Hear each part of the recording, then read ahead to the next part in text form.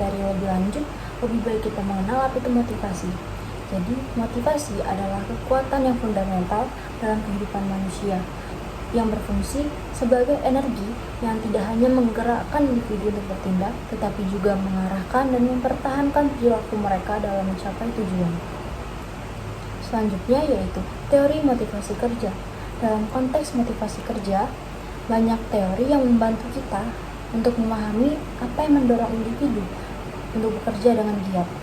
Teori-teori ini dapat diklasifikasikan menjadi beberapa kategori, termasuk teori kebutuhan, teori berbasis perilaku, teori desain pekerjaan, dan juga teori kognitif.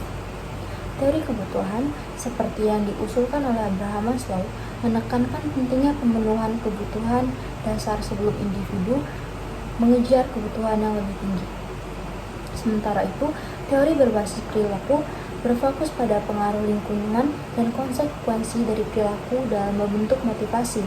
Teori desain pekerjaan menyoroti bagaimana struktur dan sifat pekerjaan dapat mempengaruhi motivasi karyawan. Sedangkan teori kognitif menekankan peran proses mental dan persepsi individu dalam memotivasi perilaku kerja. Dengan memahami berbagai teori ini, organisasi dapat merancang strategi yang lebih efektif untuk meningkatkan motivasi dan kinerja karyawan. Selanjutnya yaitu teori kebutuhan motivasi. Teori kebutuhan dasar Maslow dan Aldefer mengusulkan bahwa kebutuhan disusun dalam hierarki dari kebutuhan yang terendah dan paling dasar hingga kebutuhan tingkat tinggi seperti kebutuhan akan penghargaan atau aktualisasi diri. Hierarki kebutuhan Maslow disusun dari kebutuhan terendah hingga tertinggi dibagi menjadi 5 bagian. Yang pertama, kebutuhan fisiologis adalah kebutuhan dasar yang harus dipenuhi untuk bertahan hidup, termasuk makanan, air, tempat tinggal, pakaian, dan juga tidur. Kebutuhan ini menjadi prioritas utama karena tanpa pemenuhan kebutuhan fisiologis, individu tidak dapat berfungsi secara optimal. Yang kedua, kebutuhan rasa aman. Setelah kebutuhan fisiologis terpenuhi, individu beralih ke kebutuhan rasa aman yang mencakup perlindungan dari ancaman fisik dan emosional, serta stabilitas dalam kehidupan seperti keamanan dan pekerjaan kesehatan. Yang ketiga, kebutuhan sosial. Kebutuhan ini meliputi rasa memiliki dan cinta, di mana individu mencari hubungan sosial, persahabatan, dan interaksi dengan orang lain.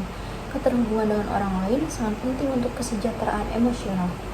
Yang keempat, kebutuhan penghargaan. Kebutuhan ini berkaitan dengan pengakuan, status, dan rasa percaya diri. Individu ingin dihargai oleh orang lain dan merasa memiliki prestasi serta pencapaian dalam hidup. Dan yang terakhir, kebutuhan aktualisasi diri adalah tingkat tertinggi dalam hierarki di mana individu berusaha untuk mencapai potensi penuh mereka dan mengembangkan diri secara pribadi dan profesional. Kebutuhan ini mencakup pencarian makna dan tujuan dalam hidup. Selanjutnya, teori kebutuhan motivasi. Teori motivasi berprestasi. Maxwell mengemukakan bahwa 3 kebutuhan penting dalam motivasi kerja adalah yang pertama, kebutuhan akan prestasi, yang kedua, kebutuhan akan kekuasaan, dan yang ketiga, kebutuhan akan afiliasi. Kebutuhan tersebut dapat diukur dengan tes proyektif yang dikenal dengan tes apersepsi tematik. Berbeda dengan teori kebutuhan Maslow dan Aldefer, teori Maxwell telah digunakan secara luas di lingkungan kerja untuk mendorong motivasi pekerja. Selanjutnya, teori motivasi berbasis perilaku. Teori penguatan menekankan peran penguatan dan hukuman dalam motivasi. Teori penguatan terlihat jelas dalam berbagai jadwal yang digunakan untuk memberi penghargaan kepada pekerja. Teori tersebut diharapkan untuk meningkatkan motivasi melalui program modifikasi perilaku organisasi. Teori penetapan tujuan menekankan penetapan tujuan yang menantang bagi pekerja dan membuat pekerja berkomitmen terhadap tujuan tersebut sebagai tujuan utama. Teori motivasi desain pekerjaan. Teori motivasi desain pekerjaan menekankan struktur dan desain pekerjaan sebagai faktor kunci dalam motivasi pekerja. Jadi intinya, teori motivasi desain pekerjaan bukan hanya soal memberikan tugas, tetapi juga bagaimana tugas itu dirancang agar karyawan merasa tertantang, memiliki makna, dan terlibat secara emosional dalam pekerjaannya. Teori motivasi desain pekerjaan. Teori 2 faktor Hesberg berfokus pada kepuasan dan ketidakpuasan kerja sebagai 2 dimensi independen yang penting dalam menentukan motivasi. Yang pertama, motivator merupakan faktor yang berhubungan dengan isi pekerjaan. Jika ada, akan menimbulkan kepuasan kerja.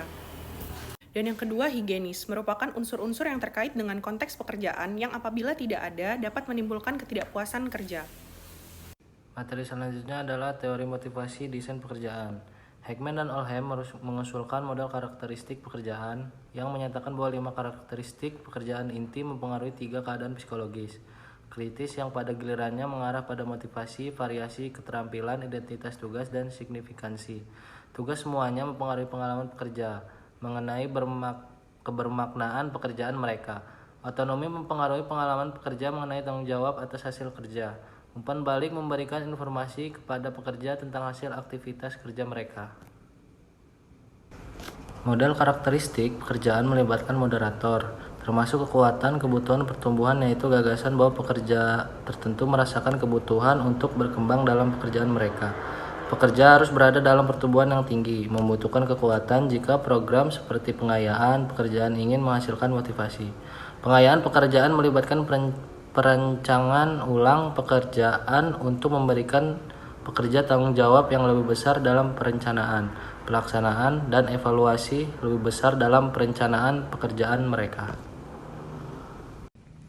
Ya, materi selanjutnya adalah teori motivasi kognitif, menekankan peran kognisi dalam menentukan motivasi pekerja. Selanjutnya ada teori harapan. Teori harapan FIE menyatakan bahwa motivasi bergantung pada harapan mengenai hubungan usaha, kinerja, hasil. 3 komponen inti.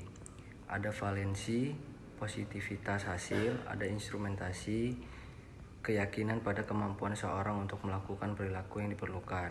Lalu ada harapan, keyakinan bahwa perilaku tersebut benar-benar akan menghasilkan hasil. Lalu materi selanjutnya adalah hubungan antara motivasi dan kinerja. Sejumlah faktor yang terkait dengan variabel sistem atau teknologi, perbedaan individu, dinamika kelompok, dan faktor organisasi dapat mempengaruhi kinerja-kinerja secara langsung, terlepas dari tingkat motivasi pekerjaan.